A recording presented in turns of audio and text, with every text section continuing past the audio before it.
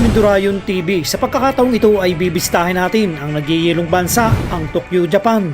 Bukod sa mga magagandang pasyalan ay dito rin natin makikita ang legit na cherry blossom. Pinuntahan din natin ang famous na nagyayelong bundok na mas kilala sa pangalang Mount Fuji.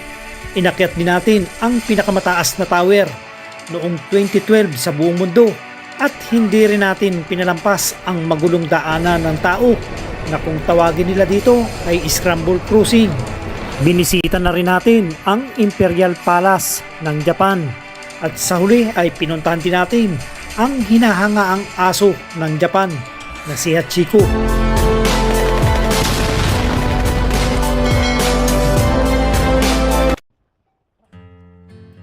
Mga Kamindurayon TV, nakababa na nga kami ng eroplano at ang kagandahan sa Narita Airport, yung train na aming sasakyan ay nasa baba lamang ng airport. Magte-train tayo halos 1 oras at kalahati papuntang Asakusa Station sapagkat doon malapit ang kinuha nating hotel. Malapit din ito sa iba pa nating mga pasyalan doon. Pero habang tayo ay sakay ng train ay napansin kong maulan dito, bukod sa maulan ay malamig pa. Ganito pala dito ang sakayan, parang LRT dyan sa atin. Masyadong maraming pasahero. Nakatayo kami sa una pero bandang huli nakaupo na rin kami. Ito kasi ang pinakamabilis na biyahe papunta sa aming tutuluyan. Meron namang bus kaso mas matagal. Baka abutin tayo ng halos 3 oras. Pagkatapos nga nating ilagak yung ating mga gamit sa ating tinuluyan, hindi na kami nag-aksaya ng panahon. Gumala na kami dito sa may pinakamalapit. Halos 2 minutong lakarin lang ay mararating mo na ang Shinsuji Temple. Ito ang kauna-unahang temple at pinakamatandang istruktura na natayo dito nga sa Tokyo. Natayo pa ito noong 645 AD or after death. Ang nasabing temple ay nawasak noong March 10, 1945. Ikalawang digmaang pandaigdig at muling itinayo sa pagitan ng mga taong 1951 hanggang 1958. Isang magandang araw na naman sa inyo mga Kamindurayon TV. Ngayon ngang araw na ito ay i-explore natin ang paligid ng Mount Fuji. May kinuha na nga tayong tour para hindi na tayo mahirapan at mula nga dito sa ating pwestong ito ay magbiyahe tayo ng halos 2 oras para nga dun sa ating destinasyon. Sundan nyo lang yung biyahe ko dito sa Japan, mga Kamindurayon TV. Naglalakad na nga tayo papunta sa train para puntahan natin ang bus kung saan ay dun ang meet up dito nga sa may Shinjuku City. Madali lang namang puntahan ang lugar dito mga Kamindurayon TV basta meron kayong sinusundang mapa. Bago nga natin ituloy ang ating ginagawang vlog dito nga sa Japan, para dun sa ating mga Kamindurayon TV at iba pang mga viewers na hindi pa nakakapag-subscribe sa ating channel, ay pakiclick naman yung subscribe sa baba at papindot ng ating bell button para ma-update ko pa kayo sa iba pa nating mga vlogs. Maraming salamat po.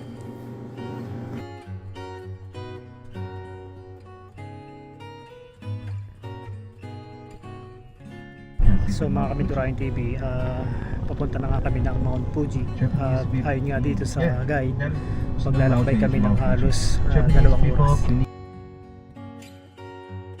Pagkatapos ng mahigit 1 oras na biyahe ay nasilayan na natin ang famous na bundok dito nga sa Japan, ang Mount Fuji. Ang Mount Fuji ay isang aktibong bulkan na matatagpuan sa pulo ng Honshu. May taas ito na 3,776.24 meter or 12,389 feet. Ito ang itinuturing na pinakamataas na bundok dito sa bansang ito. Huli itong sumabog noong 1707 hanggang 1708. Ito ay matatagpuan humigit kumulang 100 kilometro sa timog kanluran ng Tokyo. Ang isa sa nakatutuwang tingnan sa bundok dahil ang ibabaw nito ay nababalutan ng niebe o yelo. Sa loob, humigit kumulang ng 5 buwan kada taon. Ang una nating destinasyon ay ang Lake Yamanaka, ang pinakang malaking lake sa paligid ng Mount Fuji. May pinakamataas na elevation. Ito ang ikatlong pinakamataas na lawa sa Japan. Ang lawa ay sikat sa recreational site para sa boating, fishing at sightseeing, kasama na rin ang swimming. Marami ka ring makikita dito ng mga naglalangoyang swan at mga isdang malapit sa tabi. Kaya ito ay tinawag ding Swan Lake.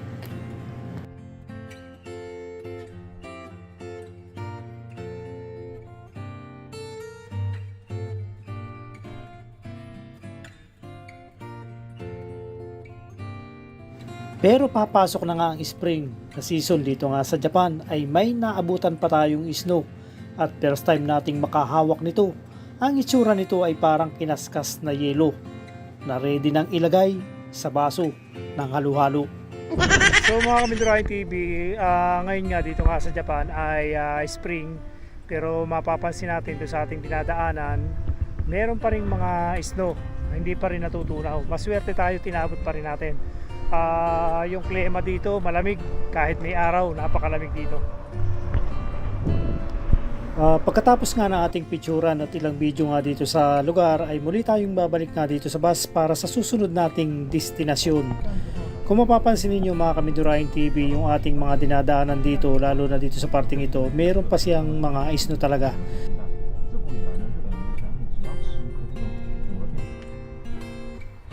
Ang pangalawa nating destinasyon ay ang Ushino-Hakai. Matatagpuan ito sa paanan ng Mount Fuji.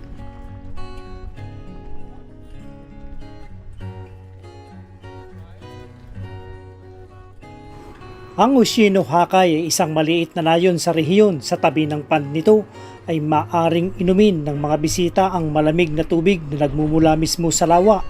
Ang lawa nito ay medyo may kalaliman, may malalaking isda. Kahit ang lawa ay ginawang atraksyon panturista, ay napapanatili naman ang kagandahan nito at hindi nagagalaw ng kalikasan. Sa parting ito ay makakahanap ka rin ng mga iba't ibang kainan, mga prutas at gulay na ibinibinta ng mga lokal.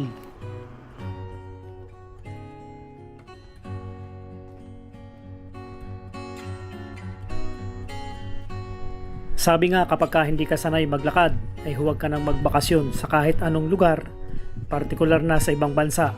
Dahil kahit saan ka pumunta, mapunta ka ng Hong Kong, mapunta ka ng Malaysia, pumunta ka ng Singapore, pumunta ka ng Japan, ng Korea, kailangan mo maglakad kahit pa napakarami ng iyong budget ay may lalakarin at lalakarin ka. Unless na lang na talagang tamad sa paglalakad, doon ka na lang sa hotel magstay. Eh bakit ka pa nagbakasyon kung ganun lang ang iyong gagawin? So kailangan nating i-explore ang magagandang lugar sa bawat place o sa bawat bansa na ating pupuntahan.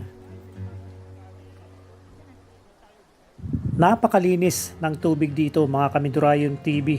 Talaga namang napakalinaw, kitang-kita mo yung isda. At ayon din sa kanila, pwede nating inumin ang tubig na nanggagaling dito.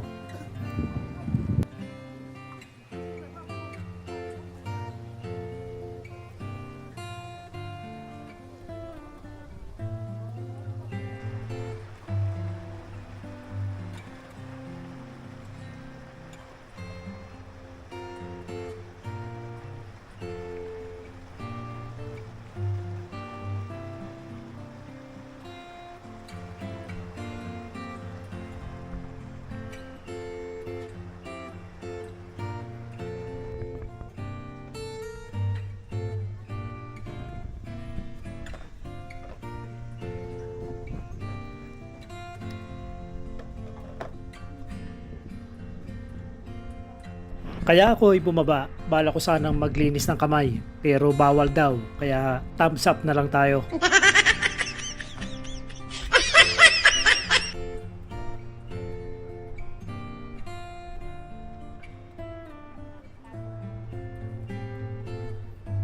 Ang susunod nating destinasyon ay ang Fujikawa Gochiko, isang bayan na matatagpuan sa Yamanashi Prefecture, Japan. Dito matatagpuan ng isang convenience store, ang Lawson, na naging popular na lugar dahil sa unique geographical location nito.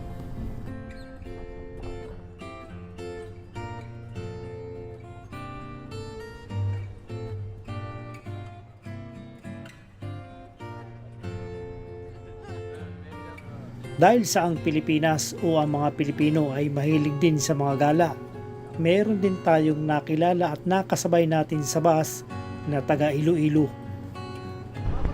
Nagbabakasyon lang kayo dito, ma'am? Oo, nagbabakasyon lang kami. Taga saan kayo sa Pilipinas? Taga Iloilo. Wala kayo sa shoutout? Shout out sa tanan ng taga Iloilo. Ari ako sa Japan.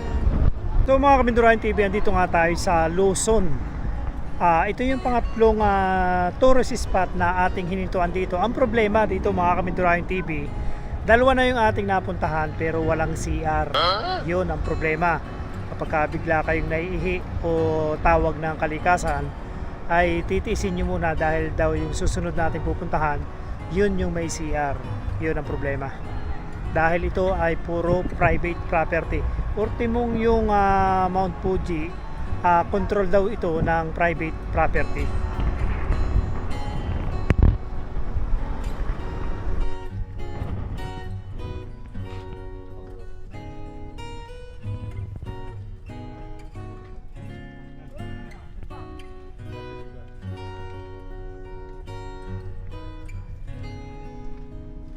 Ang panglima nating destinasyon, ang Arakurayama Singing Park. Ang park ay nagsisimula sa baba ng Mount Arakurayama. Umaabot hanggang 398 stair pataas. Pagdating mo sa itaas, dito mo na makikita ang may pinakamagandang kuha sa Mount Fuji, kasama ng spring ng sakura o cherry blossom. At ito rin ang may pinakamagandang shot sa kabuuan ng Mount Fuji. Itinuturing ito na pang 21 magandang lugar na pagkuha ng photographer sa buong mundo.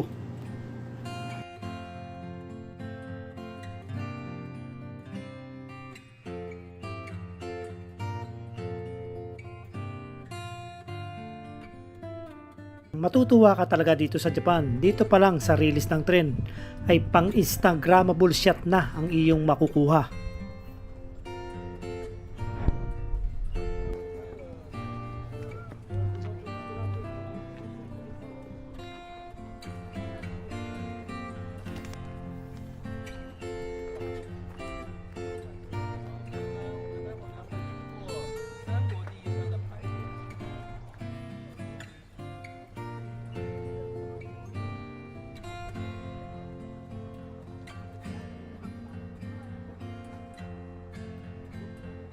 Itong kasama namin na meron dalang flag, ito yung aming tour guide, kaya dito lagi kami nakatingin. Dahil kapag ka nawala ito sa aming paningin, hindi alam kung saan pupulutin.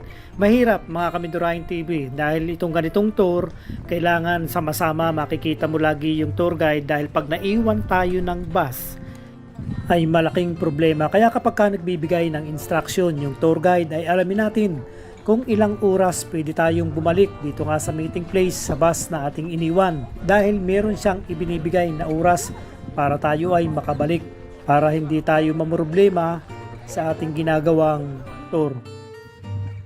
Kaya pagka nandyan ako sa Pilipinas ay hindi ako nakuha ng tour guide maliban lang kung ito ba ay talagang kailangan dahil gusto ko hawak ko yung oras dahil dito nga sa tour na ganito limited yung oras ninyo. Kailangan sumunod dahil marami pang pupuntahan na lugar. Ito na yung lugar na pinakamagandang shot para nga dito sa Mount Fuji. Ang problema natin ay maulap. Kalahati lang ng bundok ang ating nakikita. Pero ganun pa man ay nagpapasalamat tayo ng marami dahil binigyan tayo ng magandang panahon ngayon. Dahil nga yung dating natin dito sa Japan kahapon ay malakas ang ulan.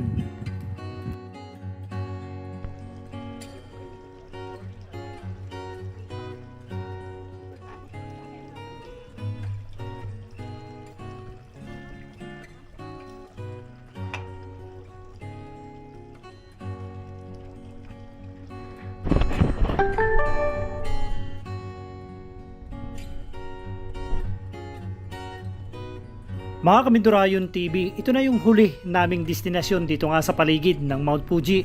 At dito ko na rin puputulin ang aking vlog dahil susobran tayo sa haba ng oras. Kaya abangan nyo ang part 2 ng aking gala dito nga sa Tokyo, Japan.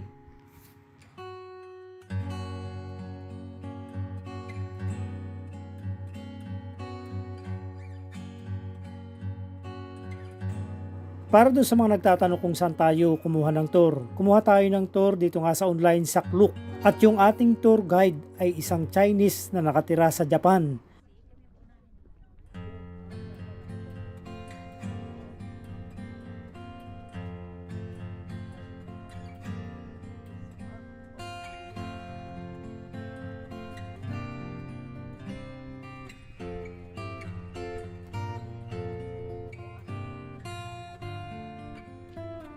Papansinin nyo yung tower sa likuran ko. Ito yung pinakang mataas na building dito nga sa lugar na kung tawagin nila ay Tokyo Sky Tree. Kahit nasa malayo ay kitang-kita namin ang napakataas na building na ito. Wala sa aming plano na ito ay akyatin. Maging sa aming tinutuluyang hotel ay kitang-kita namin ang tower na ito. Kaya doon lang kami nagka-idea na puntahan ang nasabing tower. Ako'y lubos na talagang namangha dahil sa sobrang taas nito. Ang mga katabing building niya ay nagmistulang unano para sa kanya. Sa ngayon mga Kamindurahin TV ay pupuntahan na nga natin ang Skytree na tinatawag nga dito sa Tokyo, Japan para malaman natin kung magkano ang entrance fee. Pero bago yan mga Kamindurahin TV at iba pa nating mga viewers, para dun sa mga hindi pa nakakapag-subscribe sa ating channel ay pakiclick naman yung subscribe sa baba at papindot ng ating bell button para ma-update ko pa kayo sa iba pa nating mga vlogs. Maraming salamat po.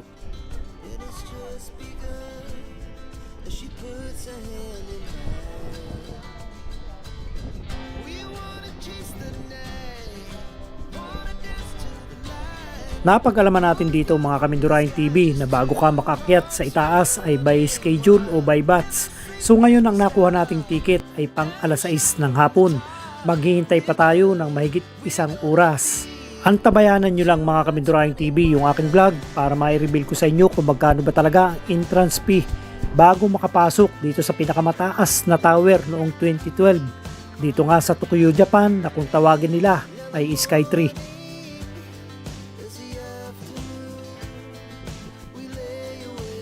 Dahil sa 6 PM na mga Kamindurahin TV ay nagsimula na silang magpapila papasok. So ito na yung ating time para nga makapasok at makaakyat dito nga sa Skytree. Kung mapapansin ninyo mga Kamindurahin TV, napakarami ang pumupunta sa lugar na ito. Baliwala sa kanila kung magkano man o gaano kamahal ang ticket makapasok at makaakyat sa itinuturing na pinakamataas na building dito sa Tokyo, Japan.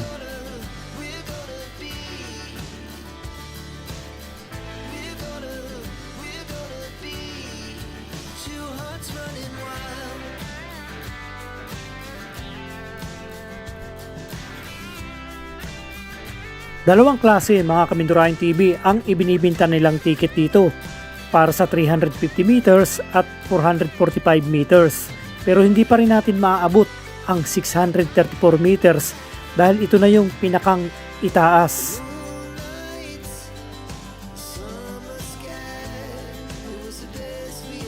Ang binayaran naming ticket mga Kamindurahin TV ay pang 445 meters, yung pinakamataas na porsyon na pinaakyat nila. Sa ngayon ay mag-stop over muna tayo sa 350 meters bago tayo umakyat ng 445 meters.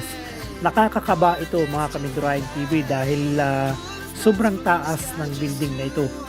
Kung mapapansin ninyo mga Kamindurahin TV, wala pa kami sa 350 meters. Yung mga katabing building, napakaliliit na lang tingnan.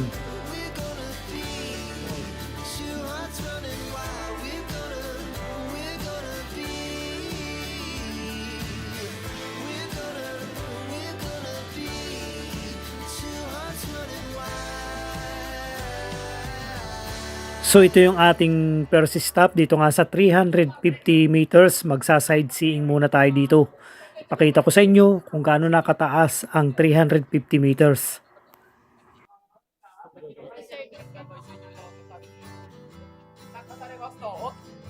Ito na ang 350 meters mga Kamindurahin TV. Kung mapapansin niyo yung mga building sa paligid, parang mga bahay na lang kung titingnan dito sa itaas. Sobrang liliit na.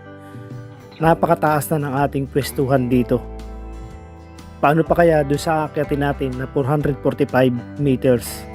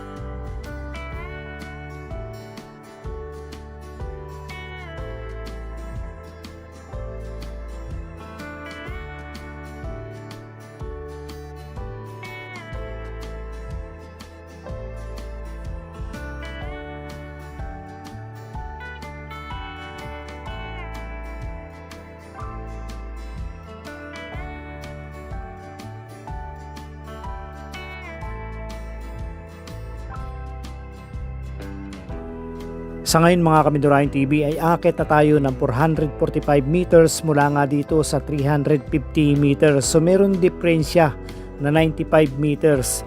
First time nating makaakyat sa ganitong klase ng building. Sa katunayan, meron nga tayong kasama pang dalawa. Hindi na tayo sinamahan papunta nga dito sa itaas at natatakot. Wala namang problema ang ating pagtransport papunta sa itaas dahil napakalaki ng kanilang elevator dito na halos 20 tao ay kakasya.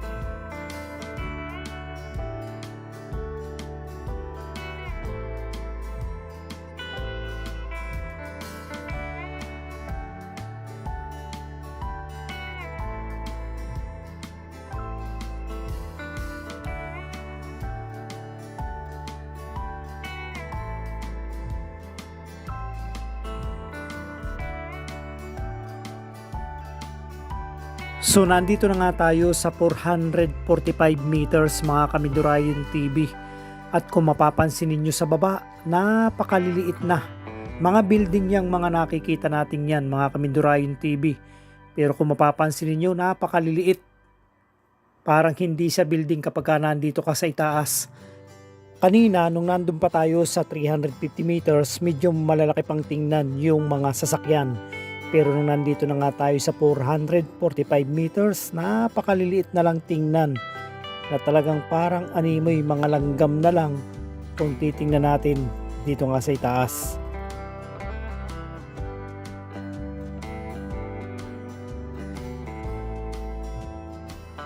Para dun sa ating mga Kamindurahin TV at iba pang mga viewers na gustong bisitahin ang lugar na ito, partikular na ang Skytree dito nga sa Tokyo, ay puntahan ninyo at napakasulit ang ating experience sapagkat kapag ka nandito na kayo sa itaas ay kitang-kita nyo ang 360 degree view ng Tokyo, Japan.